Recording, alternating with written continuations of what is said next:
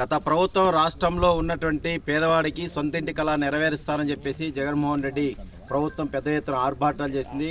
ప్రజాధనాన్ని వేల కోట్ల రూపాయలు ఖర్చు పెట్టి ఊరికి దూరంగా సుదూరమైనటువంటి ప్రాంతాల్లో, పట్టణానికి దూరంగా ఉన్నటువంటి ప్రాంతాల్లో ఇవ్వడం వల్ల అసౌకర్యంగా ఉండేటువంటి పరిస్థితి కొనసాగుతుంది. ఇక్కడ లబ్ధిదారులు నివాసం ఉండాలంటే మౌలిక సదుపాయాలు లేవు, నీళ్ళు లేవు, ఇబ్బంది పడే పరిస్థితి వస్తుంది.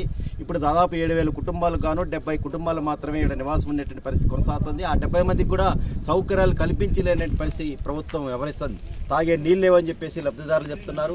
అట్లాగే దొంగల బెడద ఎక్కువ ఉందని చెప్పేసి చెప్తున్నారు. వీధి లైట్లు లేవని చెప్పేసి చెప్పే పరిస్థితి వస్తుంది. వీటి పట్ల ప్రభుత్వం చిత్తశుద్ధి ఏమాత్రం ఉందో దీన్ని బట్టి అర్థమవుతుంది. అందుకనే లబ్ధిదారులు, నిజమైన లబ్ధిదారుని గుర్తించే ప్రభుత్వం తక్షణంగా ఇండ్లు స్వాధీనం చేయాల్సిన అవసరం ఉంది. ఇంకా దాదాపు 70% మాత్రమే ఇండ్లు పూర్తయినాయి. ఇంకా 30% పూర్తి కానటువంటి అనేక కుటుంబాలు ఉన్నాయి. ఆ కుటుంబాలని వెంటనే పూర్తి చేసి ప్రభుత్వం లబ్ధిదారులకు ప్రభుత్వం చేయకపోతే ఈరోజు సిపిఎం పార్టీనే లబ్ధిదారుని పిలిచి ఆ రకమైనటువంటి ప్రభుత్వాన్ని 35,000 కట్టాలంటున్నారు. 35,000 కడితేనే మీకు జమ చేస్తామని చెప్పేసి అంటున్నారు.